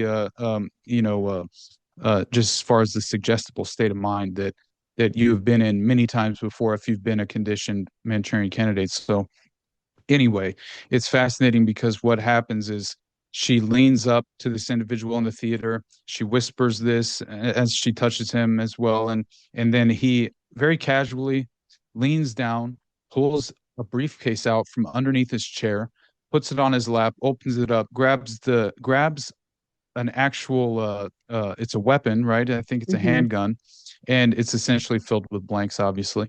But still, he grabs the handgun, stands up, and ever so calmly pulls the entire clip, and then sits back down, puts it in the case, and acts like nothing happened whatsoever. Whoa. The next day, I think it was like the next day, they bring him into the office. And him and I think the director or whatever of the I forget who else was sitting there with him actually. I think it was actually a very prominent UK TV personality of some kind. But anyway, and they're sitting there with this individual who committed that strange obvious mock assassination, Right. and they ask him, hey, you remember what happened at the event at the theater, right? And he's like, yeah, it's great, whatever, it's a really good time, and I appreciated the message or something. And then he's like, so you don't remember anything strange happening at all, right? And the guy just has no memory whatsoever. And then they play the clip of him, actually, pulling out the weapon and shooting at Dan Brown on stage. And Dan Oh Brown my even acts like he gosh. gets shot. Yeah, he tells everybody remain calm, but he acts like he gets shot and everything. And and so as he's watching it, the face of this guy, like he's a younger kid, probably in his 20s, Yeah. and he legitimately could not. It was like at first he was smiling for a second, but then the level of shock just was jarring. Because To he was like, it I felt don't like, remember doing that at all. and then also I think he's realizing like, my God, if I'm capable of doing something like this, unbeknownst to me, with no actual memory or recollection of this taking place, anything is possible. And who Yeah. actually possesses free will? Because at the end of the day, it becomes a real question. And I think Good fundamentally, point. yeah, free will has been subverted in many ways with these sophisticated methods. And many people are probably, unable to even just conceptualize or acknowledge that fact. But I will shut up and show you this last thing, and then we'll get out of here. I'm so sorry. No, I that's can't okay. help I'm learning myself, so much, but like I said. awesome. But yeah, I just find it this specifically. Let me see if I can bring it back up. Is it actually showing now? I don't Yeah. think it is. Hold on. Yeah, I can Okay, it see is. it. Yeah. Okay, cool. All right, so this is Paul Benassi, and obviously he was an unfortunate victim of the Franklin scandal. And if you go into, hold on, I wanted to pull up one more thing because Paul Benassi, I feel like just understanding the $1 million lawsuit and the judgment awarded as well to Benassi during his court hearing versus Lawrence E. King, who ran the Franklin Credit Union, Hmm. basically in Omaha, Nebraska, which obviously was the sites and direct location and property of a major well, I think it's an international child sex trafficking operation, I but think so too. Yeah. definitely domestic for sure. But Benassi suffers from multiple personality disorder, right? And also he was recruited into and entrapped by the Franklin pedophile network at the age of 12 years old. This is according Mm. to his personal story. So it was in I think it was 89 when when Lawrence E. King was effectively accused, right, for the first Hmm. time. And he Yep. was it was running an underage prostitution ring and victimizing Paul Benassi at an early age, as early as 12 years old. And Benassi was allegedly forced to run herd over the other boys caught in the ring, and he confessed to playing a role in Johnny Gosh's abduction, right? Which I think is where John Wayne Gacy comes into the picture and things of that nature. But he claims that Johnny Gosh was chloroformed, and then as he was abducted, he was obviously apparently Noreen Gosh, his mother, right, ended up meeting with Paul Benassi in jail and in order to hear a story about her son. Yeah. And Benassi, he did multiple revealing interviews, right, detailing some of the functions of the network and how it would operate. And in one 1993 interview, he describes being present at the founding of NAMBLA, the North American Man Boy Love Association, in Boston, in a Boston Catholic church, which fits that Mm. of the Kathy O'Brien narrative a little bit. And also with NAMBLA, I believe he was actually, this was the same interview.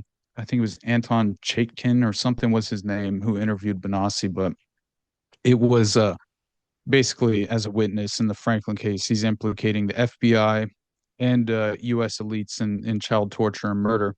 And it was reported that Benassi smuggled child pornography into the Netherlands on behalf of that organization, the North American Man Boy Love Association, NAMBLA.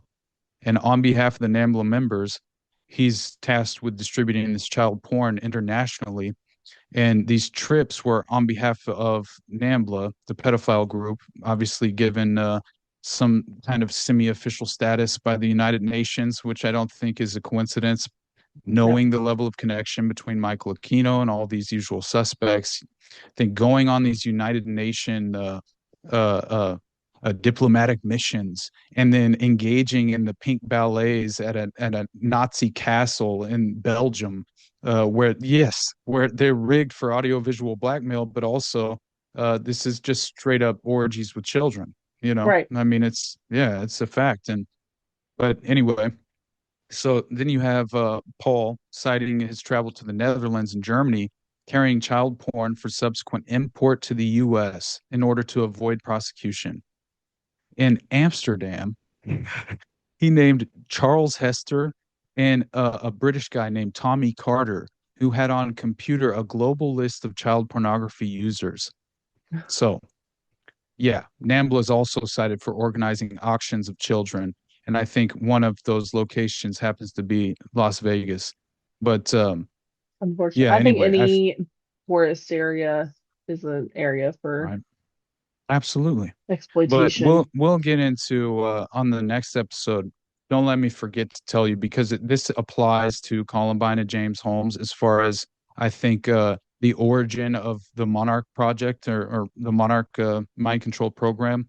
And Hmm. I think Paul Bonassi's reference and as a witness, he claims that basically Michael Aquino was tasked with the role of running the Monarch Boys and basically founded the modern Monarch mind control program in the domestic U.S. But yeah, we can save that one for later, honestly, because I feel like I'm getting a little long in the tooth for you. So I just want to show you this video and then we'll get on out of here. But Okay. this, when I watched it, I I'm telling you that I put a different a portion of the video in my actual Franklin Scandal episode. I think it was more the one specifically referencing the North American Man Boy Love Association, but this one, What a I, name I for an organization.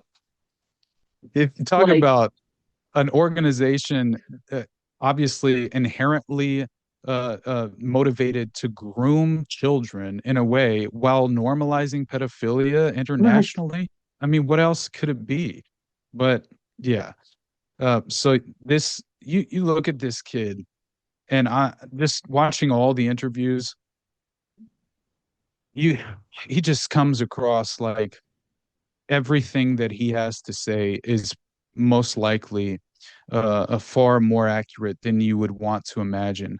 And Mhm. the level of trauma that he's endured his entire life, just knowing that some of the stories he told about helping, pick up one of the boys who had recently been abducted in Denver while they fly on a private plane and pick up a director for the child pornography that they're about to uh, produce, basically with this newly procured victim, and then Paul's role as the young conditioned victim. And also as a Manchurian candidate, because he legitimately was programmed and given a dissociative identity disorder and these various alters. He said he stopped answering the phone because that's how they would trigger him, just like Every what we single were time he answers, discussing, yeah, right? So he said he would get the call and they would give him the trigger phrase and instantly he would be gone and there was nothing he could do. that And is so wild. we'll end with the quote from Lynn Hersha. Don't let me forget that about Okay. the state of free will and being a programmed, asset.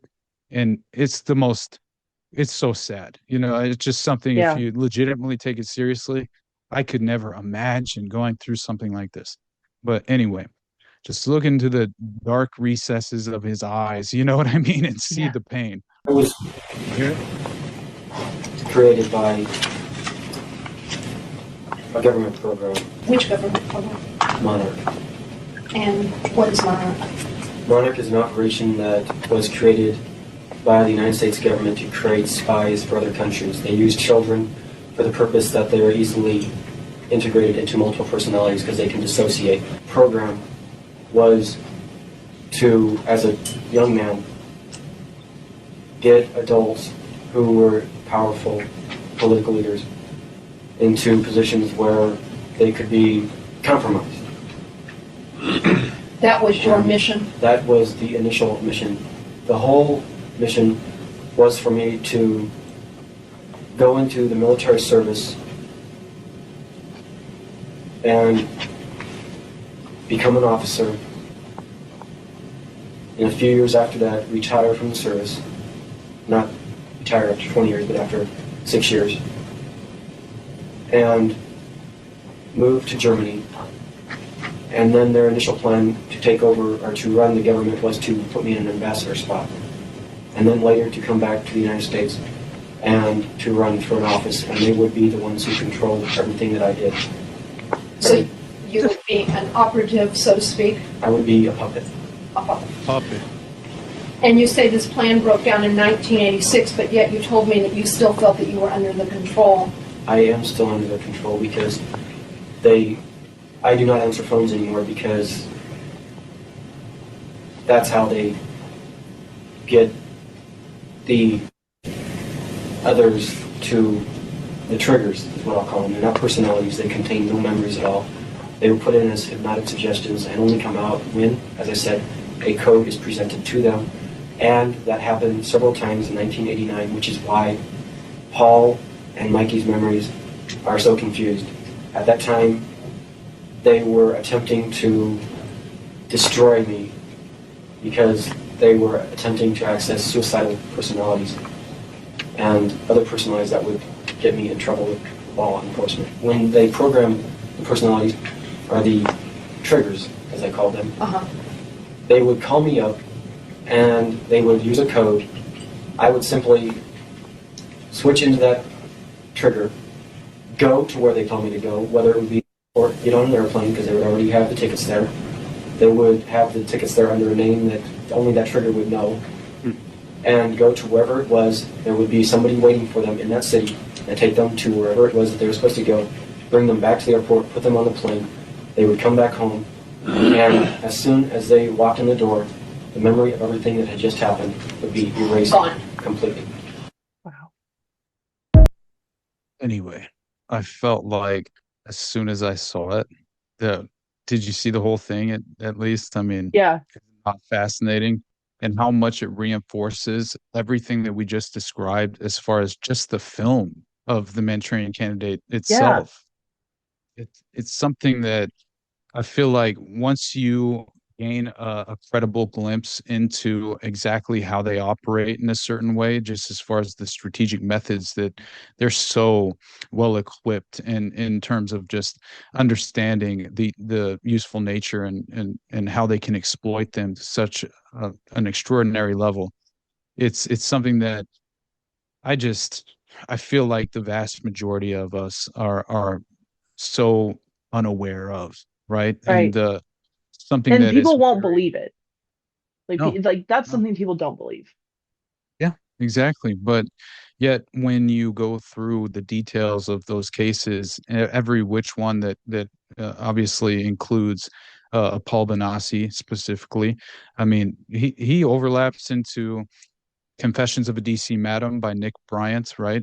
Which is all about the Craig Spence operation, who was a Republican Party lobbyist and intelligence asset for the CIA, who effectively was, you know, endured the worst case of suicide you've ever seen, sort of thing, in a hotel room. I think Nick Bryant always said that he believes Craig Spence did kill himself, but it was through force. Basically, they told him again, they gave him an offer he couldn't refuse. You're too overexposed, bud. If you don't kill yourself, we will. Right. And Right. so you decide. And I think he ultimately left a letter and did decide on killing himself. But he's no one to, I will say, mourn in a way due to his sinister background.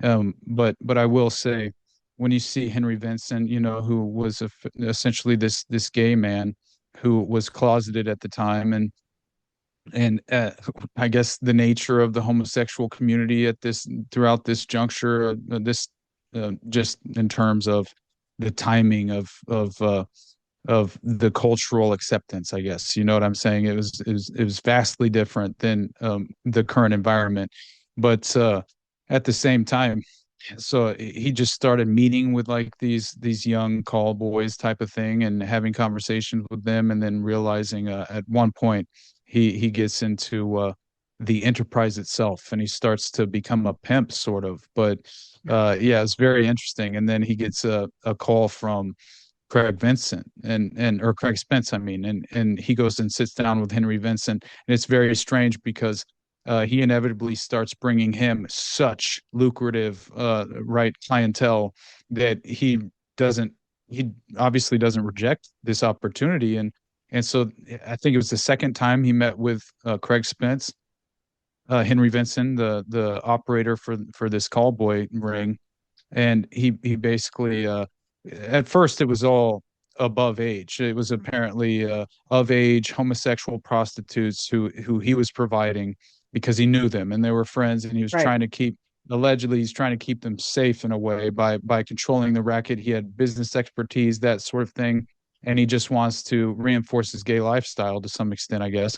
And then he gets involved with this obvious intelligence asset named Craig Spence. And so Craig Spence bringing him all these prominent clientele to his operation. In the second meeting he has with Craig, he goes to his apartment in, I think it was DC. And he goes to his apartment, which happens to have 24-hour secret security or secret service security detail on Hmm. site at his apartment. So Henry Vincent goes into the apartment, and who does he see sitting on Craig Spence's living room couch? Oh, it just so happened to be Lawrence E. King from the Omaha Franklin, yeah, Franklin Interesting. Stanley Credit Union. Yes, exactly. And during this time, apparently, when he first went to the apartment, he sits down, he's having a conversation with them. Feels like Craig Spence is kind of milking him to expose a little more than he would want to in the throughout the conversation.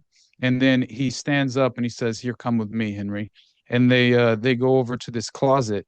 He opens the closet, he removes a back panel, a false back panel in the closet, and he pushes it to the side and opens up an entire room with a tripod and a camera and a two-way mirror. And it has all these security cameras. And he says, he shows him and plays back the conversation they just had. It's like you're owned now, buddy. Right? Yeah. Like that's legitimately what happened to Henry Vincent. So, and by the way, Deborah Jean Palfrey, she was another madam. She's connected to like Sarah Palin's husband, Hmm. Todd Palin, I think is his name. He was apparently implicated in attending a brothel just before Deborah Jean Palfrey, and she was running it. She, again, worst case of suicide you've ever seen. She said, "I'm never going to kill myself. If anything happens, question the aftermath." That she's found hung to death in like the outhouse or like some barn or I think it They're was like, she like a killed herself. yeah, that's literally what they're saying, which is just fascinating. So anyway, I thought that was worth showing. And then I just want to Absolutely. tell you this one last statement, and then we can close out if you want. I appreciate you letting me go off on you. But um, so when I covered the James Holmes episode in Aurora, man, I found this book.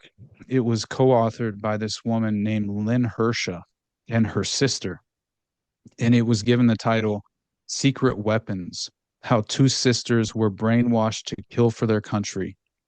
And she writes in the book, "What angers me is the loss of control. At any moment, someone could come to me, be dressed the right way, and use the right code, and I no longer have free will. I will do anything for that person, anything that person requests. I hate them for that. Nothing else is as bad as knowing that I am always out of control, knowing that I am still a laboratory experiment, a puppet whose strings are hidden from everyone but my handlers, and I don't yet know how to break free."